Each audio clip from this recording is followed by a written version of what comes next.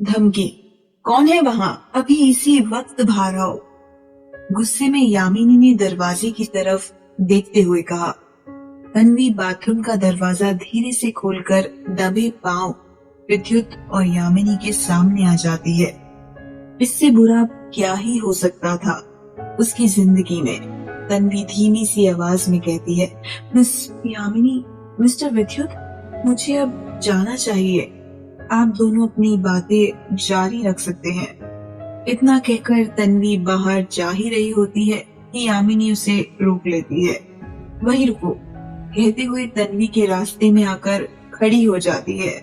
फिर अपने गुस्से पर काबू पाते हुए वो तन्वी से कहती है, तुमने हमारी कितनी बातें सुनी।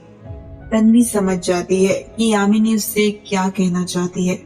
वो तुरंत ना में सिर हिलाते हुए यामिनी से कहती है, आप फिक्र मत कीजिए मिस यामिनी, मैंने कुछ भी नहीं सुना।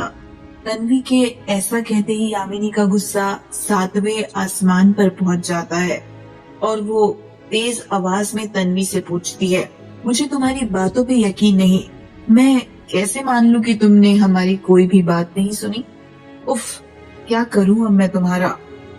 तन्वी को समझ नहीं आता कि यामिनी आखिर कहना क्या चाह रही थी। आखिर ये लोग अब कर ही क्या सकते हैं, तन्वी सोचती है। इतने में यामिनी तन्वी को ऑर्डर देते हुए उससे कहती है, अभी इसी वक्त अपना बैग खोल कर दिखाओ। मैं देखना चाहती हूँ कि कहीं तुमने हमारी बातें रिकॉर्ड तो नहीं कर ली। व्हाट मिस यामिनी, आप हद पार कर रही हैं। तन्वी मन ही मन सोचती है और बिना कुछ रिएक्ट किए उसी जगह खड़ी रहती है। अपनी बातों का असर तन्वी पे ना पड़ते देखकर यामिनी उसे धमकी देते हुए कहती है, अपना बैग इसी वक्त खोल कर दिखाओ।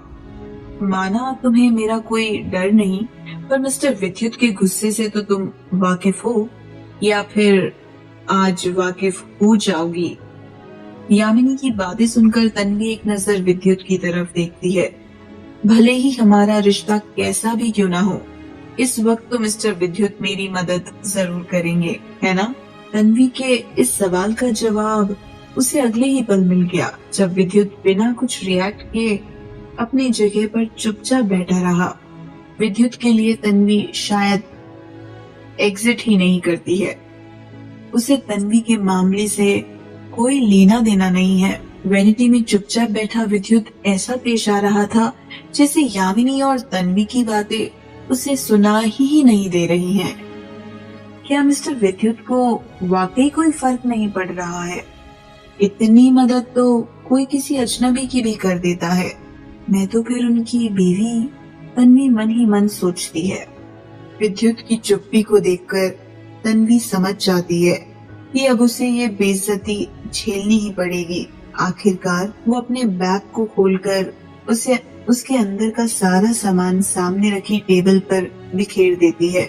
यामिनी एक एक कर टेबल पर पड़े सारे सामानों को देखने लगती है। तन्वी के खिलाफ कोई भी चीज उसके हाथ नहीं लगती।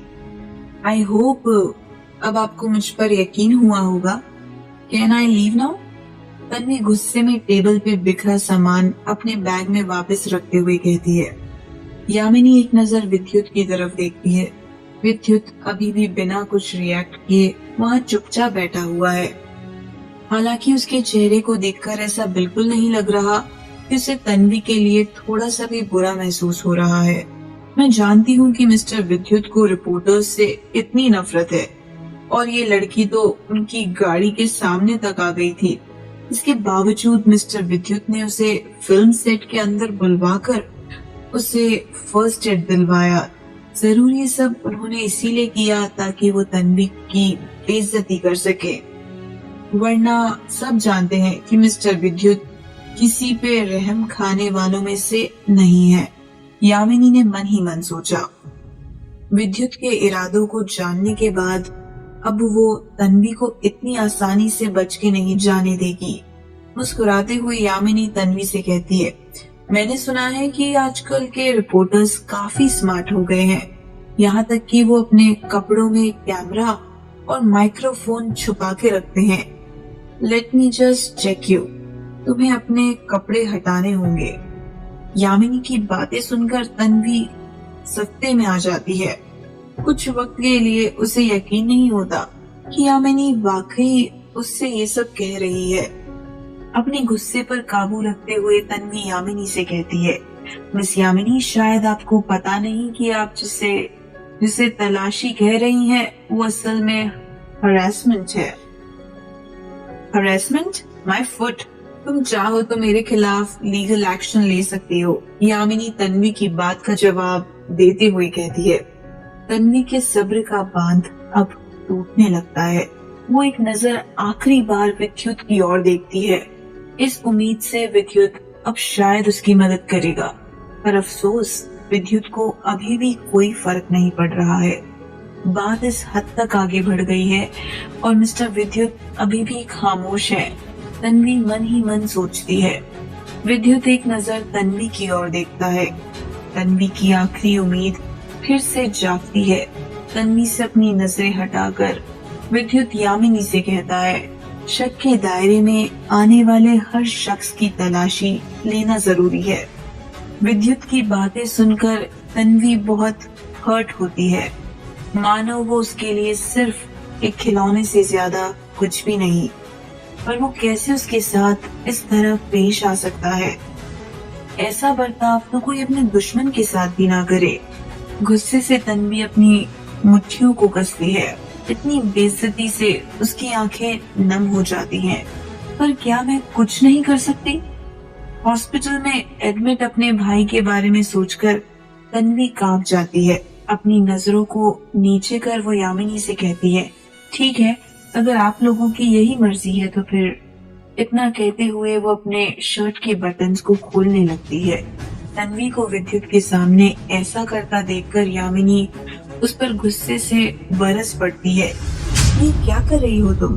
जो आपने मुझे करने के लिए कहा है वही। अपने चेहरे पर नकली हंसी लिए तन्वी यामिनी की बात का जवाब देती है। यामिनी एक नजर विद्युत की तरफ देखते हुए तन्वी को डांटती है, मैंने कभी नहीं सोचा था कि तुम इस हद तक गिर जाओगी, कि मिस्टर विद्युत के सामने ऐसी हरकतें करोगी। तुम्हें शर्म आनी चाहिए। मिस्टर विद्युत से अब कैसी शर्म? तन्वी झूठी मुस्कान लिए विद्युत की तरफ देखती है।